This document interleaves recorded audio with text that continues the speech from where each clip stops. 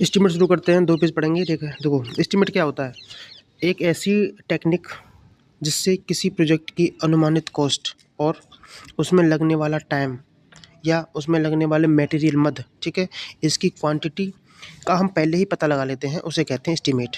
याद रहेगा। या इंग्लिश में दे रखा होता है कि इट इज़ एन एंटीसिपेटेड और प्रोबेबल कॉस्ट। क्या बढ़ाएगा इसमें, याद रखना है, एंटीसिपेटेड या प्रोबेबल कॉस्ट, इसको हम अनुमानित लागत भी कहते हैं। एस्टीमेट क्या है, एस्टीमेट एक एंटीसिपेटेड और प्रोबेबल कॉस्ट होती है। एस्टीमेट की एक्यूरेसी एस्टीमेटर की स्किल और एक्सपीरियंस पे डिपेंड करती है। भाई जो प्राकलन करता है, जो एस्टीमेट बना रहा है ना, वो कितना स्किल है, वो कितना एक्सपीरियंस वाला है, उस पर डिपेंड करता है। अब हम बात करेंगे पर्पस ऑफ एस्टीमेट। एस्टीमेट का क्या उद्देश्य है, एस्टीमेट हमारे लिए किस चीज़ में हेल्प करता है।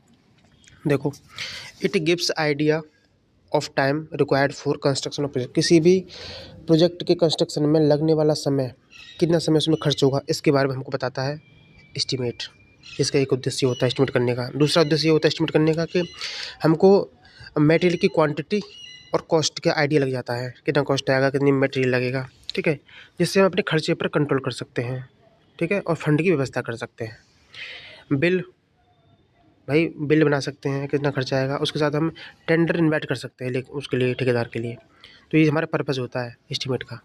अगला पर्पज़ होता है कि पेमेंट में हेल्प मिलती है इससे, ठीक है ना। और अगला है कार्य की प्रगति, वर्क प्रोसेस के बारे में हमको पता चल जाता है, ठीक है। और मशीन और लेबर की संख्या का अनुमान लगाया जा सकता है इससे। और कंस्ट्रक्शन प्रॉपर्टीज़ को बनाए रखना, कंस्ट्रक्शन की प्रॉपर्टीज़ को बनाए रखना, इसे मदद करता है हमारा एस्टीमेट का पर्पज़, ठीक है। अगला पॉइंट है संपत्ति का मूल्यांकन और बंधकता, ठीक है ना। संपत्ति का मूल्यांकन, बंधकता भी एस्टीमेट का पर्पज़ है। और परियोजना व्यवहार्यता का आकलन करना भी इसका पर्पज़ होता है। सारे याद कर लेना अच्छे से।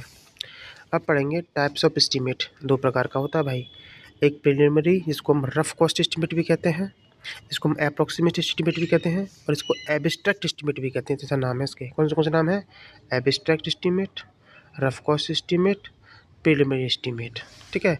और इसको इसको बनाता है ओनर, मालिक जो होता है, मकान मालिक, वो उसको बनाता है, ठीक है। दूसरा हमारा एस्टीमेट है वो डिटेल्ड एस्टीमेट। डिटेल्ड एस्टीमेट जिसको हम आइटम रेट एस्टीमेट भी कहते हैं, ठीक है, इसको बनाता है ठेकेदार। ये बात समझ। अब इनके टाइप पढ़ लेते हैं। देखो, प्रीलिमिनरी एस्टीमेट जो होता है वो कितने प्रकार का होता है। ये होता है plinth area estimate, cube rate estimate, approximate quantity method estimate, ठीक है, टिपिकल वे एस्टीमेट, यूनिट और रनिंग मीटर याद रखो, रनिंग रेट एस्टीमेट, ठीक है, और percentage rate estimate, estimate based on material और लेबर। ये भी याद रखना है, मटेरियल और लेबर के आधार पर एस्टीमेट होता है ना, वो प्रीलिमिनरी होता है। फिर से एक बार देख लेते हैं सारे।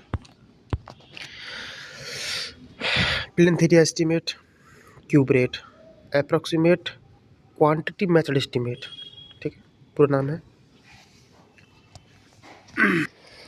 तो डिटेल्ड एस्टीमेट जो होता है ना, जिसको आइटम रेट एस्टीमेट कहते हैं, इसके प्रकार कौन से हो जाएंगे। एक है रिवाइज्ड एस्टीमेट, एक सप्लीमेंट्री एस्टीमेट, ठीक है, और रिवाइज्ड एंड सप्लीमेंट्री दोनों को मिला के बोल देता है, ठीक है। नेक्स्ट है annual repair and maintenance estimate, annual repair and maintenance estimate इसी में आता है, ठीक है। कंप्लीट एस्टीमेट और जनरल आइटम रेट एस्टीमेट, और ये इतना होता है, ठीक है। कौन सा होता है, general item rate estimate, complete estimate, और annual repair and maintenance estimate, revised and supplementary estimate, और सप्लीमेंट्री और रिवाइज एस्टीमेट, ये होता है। और याद रखना इन दोनों में एक चीज़ नोट याद रखना कि जो प्रीलिमिनरी एस्टीमेट होता है ना, इसमें एडमिनिस्ट्रेटिव अप्रूवल, मतलब प्रशासनिक स्वीकृति लेनी पड़ती है, ठीक है, और फाइनेंशियल स्वीकृति भी लेनी पड़ती है। लेकिन डिटेल्ड वाले में ऐसा नहीं है, डिटेल्ड वाले में टेक्निकल अप्रूवल लेना पड़ता है। क्या लेना पड़ता है, टेक्निकल अप्रूवल, याद रहेगा, ठीक है। अगले पेज पे चलते हैं। अब हम पढ़ेंगे सबसे पहले अप्रॉक्सीमेट एस्टीमेट पूरा, ठीक है। अप्रॉक्सीमेट एस्टीमेट जो होता है ना भाई, इसमें आपको know detailed knowledge of item requirement, ठीक है, इसमें आपको किसी भी आइटम की डिटेल में नॉलेज की जरूरत नहीं पड़ती है, ठीक है। इसमें डिटेल में किसी भी आइटम की नॉलेज की रिक्वायरमेंट नहीं होती। ये जो है प्रैक्टिकल नॉलेज के आधार पर, मतलब व्यवहारिक ज्ञान के आधार पर ही तैयार किया जाता है अप्रोक्सीमेट एस्टीमेट, क्योंकि इसको मालिक ठेकेदार नहीं, मालिक बनाता है, तो मालिक तो अपने रैंडमली रफली कुछ भी बना सकता है एस्टीमेट, ठीक है। नेक्स्ट है, आसपास के क्षेत्रों में पहले से ही पूर्ण हो चुके समान निर्माण कार्य, मतलब आसपास के क्षेत्र में अगर कोई पहले कोई निर्माण कार्य हुआ है तो उसी को रेफरेंस लेते हुए एस्टीमेट बनाए जाते हैं सारे, ठीक है, अप्रोक्सीमेट वाले में।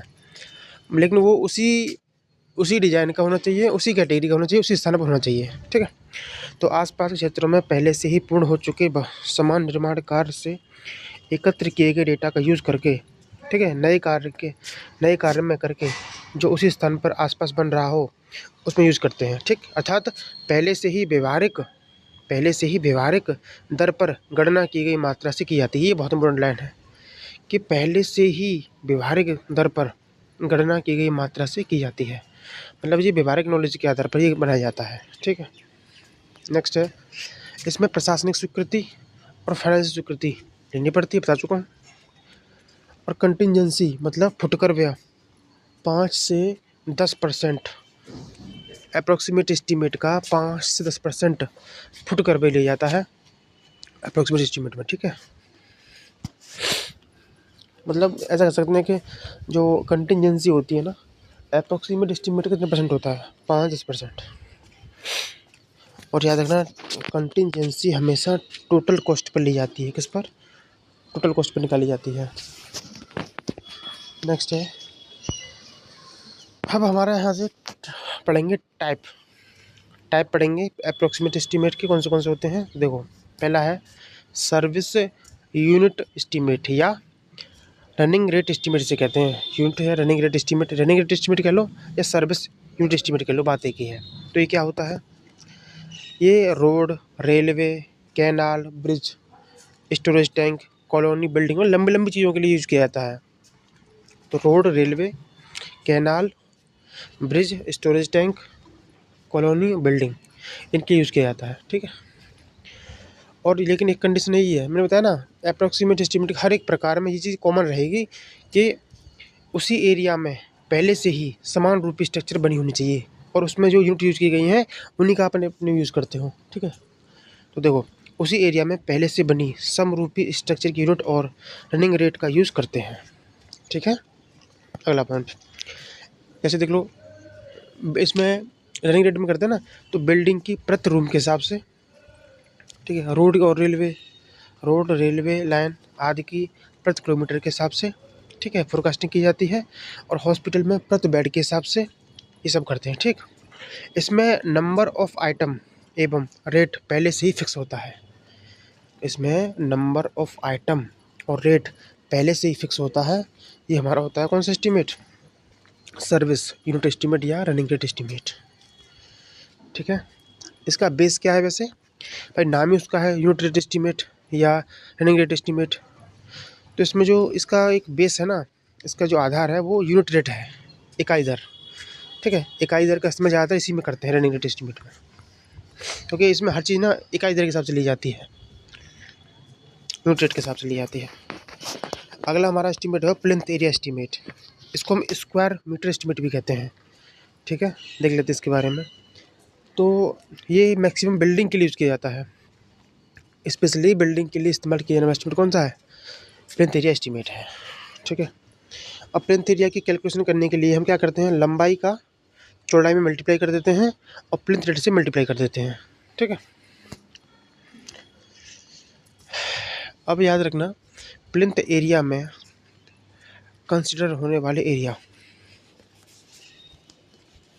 प्लिंथ एरिया में कौन से एरिया कंसिडर किए जाते हैं देख लेते हैं। देखो, वॉल एरिया आ जाता है, ठीक है। और भाई पूरी की पूरी वॉल में प्लिंथ बिछाया जाता है ना, तो वॉल एरिया आ जाता है इसमें। और प्लिंथ ऑफसेट आ जाता है, प्लिंथ से कोई खसका निकला हुआ है उसको भी ऐड कर लेते हैं, ठीक है। फ्लोर एरिया, क्या, फ्लोर एरिया भी इसमें आता है। लिफ्ट एरिया अगर 2 मीटर स्क्वायर तक है तो उसको भी कंसिडर करते हैं, ठीक है। और बिल्डिंग में अगर कोई इंटरनल शाफ्ट है, वो जो वेंटिलेशन के लिए होती है, अगर इसका एरिया 2 मीटर स्क्वायर तक है तो उसको भी जोड़ेंगे, ठीक है। और पोर्च को भी प्लिंथ एरिया में ऐड करते हैं, लेकिन वो कैंटिलीवर नहीं होना चाहिए, कैंटिलीवर को छोड़ के, एक्सेप्ट कैंटिलीवर, ठीक। अब प्लिंथ एरिया में कंसिडर क्या नहीं करते हैं वो देख लेते हैं। देखो, area of cantilever balcony, cantilever type की बालकनी को उसको कंसिडर नहीं करते प्लिंथ एरिया में, सनसेट को नहीं करते हैं, कोर्ट यार्ड को नहीं करते हैं, कॉर्निस को नहीं करते हैं। अब देखो न्यूमेरिकल दे रखा है, कोई कमरा दे रखा है या बिल्डिंग है, इसका साइज़ दे रखा है बाहर से बाहर 3.4 मीटर चौड़ाई और 4.4 मीटर लंबाई है। अब इसका प्लिंथ एरिया निकालना है, रेट दे रखा है 78 रुपये पर मीटर स्क्वायर के हिसाब से। प्लिंथ एरिया निकालने के लिए क्या करते हैं हम, बिल्डिंग की outer to outer dimension multiply करते हैं, ठीक है। तो दोनों को मल्टीप्लाई कर देंगे, रेट से मल्टीप्लाई कर देंगे, आंसर आ जाएगा। क्योंकि नीचे लिखा हुआ है plinth area outer to outer लेते हैं लंबाई चौड़ाई का।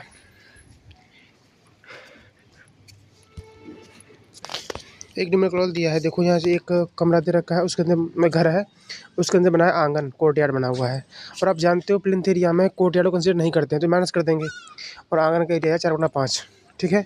तो ये हो गया 20 मीटर स्क्वायर। टोटल ये दे रखा है 250 मीटर स्क्वायर, रेट दे रखा है 1300। तो कैसे निकालेंगे, प्लिंथ एरिया कैसे निकालते हैं, तो लंबाई उनकी चौड़ाई, तो 250 दे रखा ऑलरेडी, 250 माइनस 20 कर देंगे, कोर्टयार्ड के आंगन का हटा देंगे, जो बचेगा उसमें मल्टीप्लाई कर देंगे, रेट से आंसर आ जाएगा। अगला जो हमारा एस्टीमेट है अप्रॉक्सीमेट में वो आता है क्यूबिकल कंटेंट रेट एस्टीमेट। अब क्यूबिकल है तो 3 डायमेंशंस में आ जाएंगी, लंबाई चौड़ाई और हाइट। तो इसका जो बेस होता है ना आधार, वो लंबाई चौड़ाई और हाइट होता है, ठीक है। इसके क्यूबिकल के आधार पर बनाया जाता है, तो आयतन के आधार पर बनाया जाता है इसको। भाई क्यूबिकल कह लो चाहे आयतन कह लो, वॉल्यूम के आधार पर कौन सा एस्टीमेट बनाते हैं, क्यूबिकल रेट एस्टीमेट बनाया जाता है, ठीक है। और इसे निकालते कैसे हैं एस्टीमेटेड कॉस्ट, क्यूबिकल कंटेंट में क्यूबिकल रेट से मल्टीप्लाई करके, ठीक है। और याद रखना ये बहुमंजिला इमारतों में, मल्टी स्टोरी बिल्डिंग में इसका यूज़ किया जाता है। न्यूमेरिकल दे रखा है कि प्लिंथ एरिया मान लो दे रखा है 250 मीटर स्क्वायर, जिसमें लंबाई भी है चौड़ाई भी है, हाइट दे रखी 330, तीनों को मल्टीप्लाई कर देंगे, ठीक है। तो ये हो जाएगा हमारा वॉल्यूम निकल आएगा, तो इसमें मल्टीप्लाई कर देंगे क्यूबिकल रेट से, तो हमारे पर क्यूबिकल कंटेंट रेट एस्टीमेट निकल आएगा, ठीक है। और याद रखना क्यूबिकल रेट एस्टीमेट जो होता है ना, इसकी एक्यूरेसी प्लिंथ एरिया एस्टीमेट से अच्छी होती है। नेक्स्ट एस्टीमेट हमारा है परसेंटेज रेट एस्टीमेट। तो स्ट्रक्चर की एक्चुअल कॉस्ट के परसेंटेज के आधार पर बनाया गया एस्टीमेट परसेंटेज एस्टीमेट होता है, ठीक है। और याद रखना एनुअल मेंटेनेंस वर्क और पैटी वर्क के लिए ये बनाया जाता है। परसेंटेज रेट एस्टीमेट में ही हम परसेंटेज एस्टीमेट का प्रयोग कहाँ पे करते हैं, एनुअल मेंटेनेंस वर्क और पैटी वर्क, छोटे मोटे जो कार्य होते हैं उनके लिए एस्टीमेट तैयार किया जाता है। स्ट्रक्चर की कैपिटल कॉस्ट का 1.5% के आधार पर लिया जाता है। भाई परसेंटेज रेट एस्टीमेट जो है ना, वो स्ट्रक्चर की कैपिटल कॉस्ट जो है उसका 1.5% के आधार पर लिया जाता है। अब मेंटेनेंस वर्क कैसे हैं, जैसे वाइट वॉशिंग हो गया, पेंटिंग हो गया, टूटे फूटे कांच हो गए बदलना हो, पैटी वर्क में, सब पैटी वर्क में आते हैं, ठीक है, सब पैटी वर्क में आते हैं। नेक्स्ट हमारा एस्टीमेट है estimate based upon material and labour, ये भी अप्रॉक्सीमेट का ही प्रकार है। ये क्या होता है, कंस्ट्रक्शन मटेरियल की कॉस्ट और लेबर की कॉस्ट को ऐड करके निकाला जाता है, ठीक है ना। ऐसा एस्टीमेट जो कंस्ट्रक्शन मटेरियल की कॉस्ट और लेबर की कॉस्ट को मर्ज करके बनाया जाता है वो होता है estimated based upon material and labour, ठीक। नोट क्या है, रफ कॉस्ट एस्टीमेट मालिक द्वारा बनाया जाता है ताकि प्रस्तावित कार्य कराने के लिए टेंडर निकालकर कॉन्ट्रैक्टर को इन्वाइट किया जा सके। सही बात है भाई, रफ कॉस्ट एस्टीमेट जो होता है वो मालिक द्वारा बनाया जाता है, इसी को तो अप्रॉक्सीमेट एस्टीमेट बोलते हैं। नेक्स्ट अप्रॉक्सीमेट, नेक्स्ट हमारा एस्टीमेट है अप्रॉक्सीमेट में वो आता है अप्रॉक्सीमेट क्वांटिटी मेथड एस्टीमेट। ये क्या होता है, ड्राइंग से टोटल लेंथ ऑफ वॉल निकालकर, जो ड्राइंग है ना आपकी उसमें से टोटल लेंथ ऑफ वॉल निकालकर उसमें दीवार के प्रति रनिंग मीटर के रेट से मल्टीप्लाई करके निकालते हैं। रनिंग मीटर के आधार पर निकाला जाने वाला एस्टीमेट है ये। याद रखना कि पूछिए कि अप्रॉक्सीमेट क्वांटिटी मेथड, ये ऐसा एस्टीमेट होता है जो रनिंग मीटर के हिसाब से निकाला जाता है, ठीक है। इस मेथड को 2 भागों में बांटा गया है, एक सब स्ट्रक्चर और सुपर स्ट्रक्चर। न्यूमेरिकल दे रखा है, एक मकान है जिसमें अंदर से अंदर डायमेंशन 15x20 दे रखी है, बाहर से बाहर जो है मतलब अंदर से अंदर दे रखी है, और दीवार की मोटाई 30 सेंटीमीटर दे रखी है, 0.30 मीटर, ठीक। अब इसका आप में जो रेट दे रखा है वो है 15 से 50 रुपया पर मीटर के हिसाब से, ठीक है। अब इसका हमको एस्टीमेट निकालना है, वो भी किसके हिसाब से, अप्रॉक्सीमेट क्वांटिटी मेथड के हिसाब से। तो कैसे निकालेंगे भाई, देखो क्या करना रहता है ना, इसमें आपको टोटल लेंथ जो होती है ना उसको जोड़ना रहता है। लंबा चौड़ी सब जोड़ देते हैं, बाहर से बाहर, लेकिन तो अंदर से अंदर 15 है, ठीक है। तो बाहर से बाहर कितनी होगी, 0.30 इधर से, 0.30 उधर से, तो 15.60 होगी इधर और 20.60 हो जाएगी ऐसे। दोनों को जोड़ देंगे, मल्टीप्लाई कर देंगे रेट से, तो आंसर आ जाएगा, ठीक है। अब नोट है डिग्री ऑफ एक्यूरेसी अगर बात करें तो अप्रॉक्सीमेट क्वांटिटी मेथड की एक्यूरेसी क्यूबिकल से भी ज़्यादा होती है और क्यूबिकल की प्लेंथ से भी ज़्यादा होती है, याद रखना। अंतिम एस्टीमेट है हमारा अप्रॉक्सीमेट का, वो है बे मेथड एस्टीमेट। बे मेथड एस्टीमेट के चित्र देखो नीचे बना हुआ है, ऐसे स्लैब होती है, स्लैब के पीछे खंभे लगे रहते हैं, देखा होगा मॉल वगैरह में नीचे बेसमेंट में जहाँ गाड़ी खड़ी करते हैं, वो देखा होगा बीच में बे बना रहता है, वही है ये, ठीक है। उसको कैसे निकालते हैं, number of bay into bay rate से। पूछा नहीं जाएगा ये, कोई दिक्कत नहीं है, क्योंकि इसका प्रयोग ना फैक्ट्री बिल्डिंग में करते हैं। फैक्ट्री बिल्डिंग का एस्टीमेट निकालने के लिए हमारे बे मेथड का प्रयोग करते हैं, ठीक है। अब इसके बाद हम नेक्स्ट वीडियो में पढ़ेंगे क्वांटिटी उसका डिटेल्ड एस्टीमेट के बारे में, सारे प्रकार, ठीक है। धन्यवाद।